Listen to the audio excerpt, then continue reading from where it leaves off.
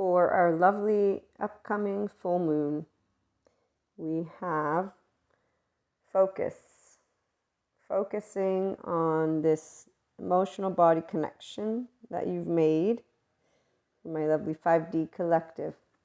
You are a person and or a group of people who have achieved in this past year a lot of depth of emotional experience. Now, for my mystics with clairs, you have gained an inner knowing, but the difference between 5D and 4D mystics is that you know it's a connection based on the energy. We talk about it as energy, even though, of course, that oversoul, it's family, it's personal, but it's energy and shared consciousness and not magic powers.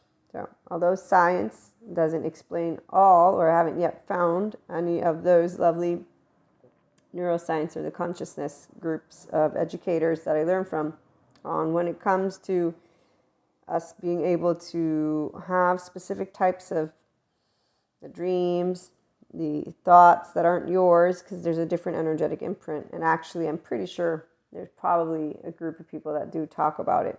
I just don't follow them because they talk with the stories in mind.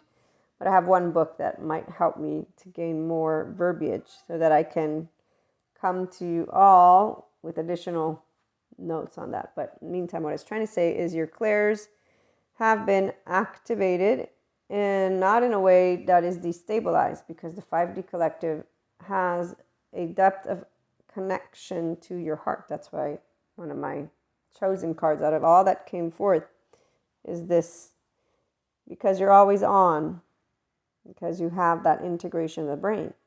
That means you do use your left and right mode. You didn't need to get it explained. You naturally are like, I know there's stuff coming up. I know what has taken place in my day-to-day, and I know that I'm going to be processing it with my chit-chatter.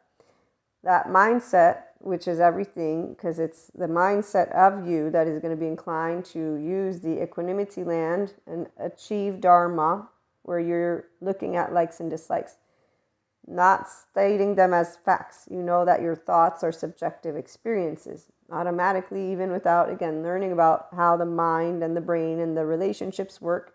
Thank you, Daniel Siegel. So with mindsight lens, a person is able to be their own, and just in a situation, observer, but also be objective to know thoughts and feelings are subjective, and then also open.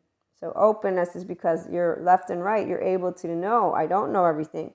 I don't need to wait for divine timing. I don't need source, universe, an entity that basically is reflecting the supernatural, just a different word. There is a proactive way that a person who's emotionally and mentally connected to their human physical body, this is the alignment. So many talk about Purusha Prakriti. Alignment, the Enlightenment Soul Age group, it's straightforward for that group. And it's an integrated brain and a restorative embodied self, the optimized well-being of a human being. So the star babies talk about only their star lives, and they look to the stars and want to go there. And they think right now that there's warfares with star people and stuff like that. So they're not harnessing the opportunity to get from selflessness, timelessness, in that effortlessness moment when they're in a fear, because the body is not having a good experience when they are in a moment of dissociation. Because see, here's where Patrick McNamara came in one of the videos. I shared this with you, my lovely regular listeners. Anybody who's new, you don't know what I'm talking about, just reach out. I'll gladly share with you the video that I'm talking about. And he explains REM neurobiology.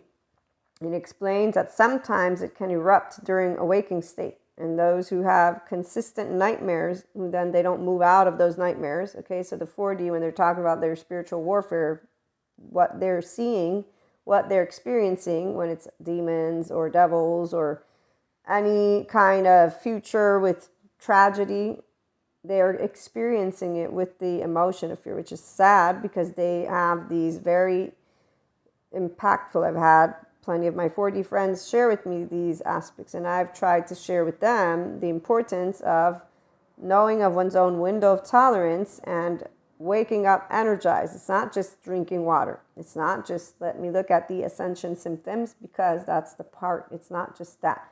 It's every time you're waking up, if you continue to believe that what you are experiencing is a message of some sort, you're not working on the emotions, and you're not working on going from effortlessness with the fear to richness. And in fact, what's really happening is you're not mastering the mental and emotional body of you and aligning, holding your heart body, holding your values, physical energy, which is emotional because your nervous system is really that energy, and then the mental.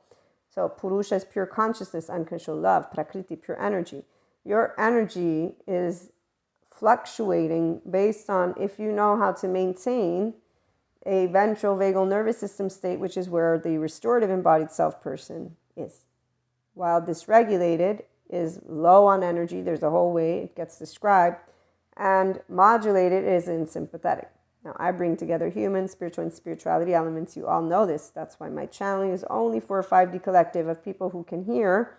Then you can ask questions, because I'm going to fuck it up, confuse the words, confuse the information, forget to reference all the names that I could and that I don't remember, but that I have listed and saved. So reach out, and I will gladly share what I can when I find it, or, time. But meantime, as I was trying to get to the aspect of non-duality, we don't do it in the way of, oh, I'm not going to be experiencing duality. Oh, I have to let go, or I have to forgive, or I have to, in the sense of these hands. These are the 1-year-old who's charged and not knowing what the heck is going on. The first 2 years of life are important. And when people don't have a connection to their emotional body, it is important to take good therapy seriously. The codependent type therapist, and or the trauma therapist, and or the attachment therapist, and or the somatic therapist, people who know that you're a body and a mind, and that are updated with the attachment research, not the ones who tell you your emotions don't matter. No, your emotions are key to you actually being able to live the most amazing depth of experience, because that emotional body is where you feel Krishna Lila, the depths of seriousness explored with the playfulness. The 3-year-old of every one of us, mine is here with me, and it's with an open heart. And I didn't share the stories fully in our other episodes, but I'm going to do it here. As a teenager, I remember after all the lovely teenagers in their immature emotional behaviors and mannerisms, not being reliable, not sticking to their words, saying things and never committing, all these things. And I was like, well, my heart, I could feel it. It was sad about it, because you think you're building consistent, contingent communication, those attachment relationships at teenage year. Thank you, Daniel Siegel. Our brain goes through pruning process, and we move from the alloparenting of our family of origin to our peers. And here's where those of us who don't build karma, it's because we build dharma, because we stay with an open heart, we stay confident, and we stay grounded in earth. That's what makes the 5D different. We don't do the storytelling of us being special. Every human baby is special, and every human being is special. And those who did not have the ability to connect, they have trauma. They're disconnected from their emotional body. Feeling is painful. They're not demons, devils, or evils. They're people who need a good therapist, and or to get good psychoeducation, and then make a conscious choice of, wow, I can get out of hell from my body, but I'm going to have to walk out of a burning ladder. As one of the therapists I learned from says, they have to negotiate with people. So meantime, my 5D collective, those of you who are functional adults and mystics, you're here with open hearts, which is beautiful, because it means you've been feeling the depths of you and your alignment, and whatever compulsive behaviors were there, drugs, alcohol, sex, food, some of you, procrastination, living in imagination land, you've identified it. It doesn't add to your energy body, doesn't add to your life. So you're like, okay, I'm going to get rid of you, and I'm going to do emotion regulation building skills. I'm going to do more relationships minus the drama. I'm going to find functional adults. Tangoing. So we get to tango because we speak a truth, and that lovely truth is a transformation that is not painful. We don't talk about it in a way of, oh my gosh, what happened? Because a 5D mystic knows it's inner growth. It's you, infinite higher human consciousness potential of you experiencing it within your relationships, within your mind and your body and all of it. So Tune into the podcast for more and the YouTube channel. Subscribe. Have a great day.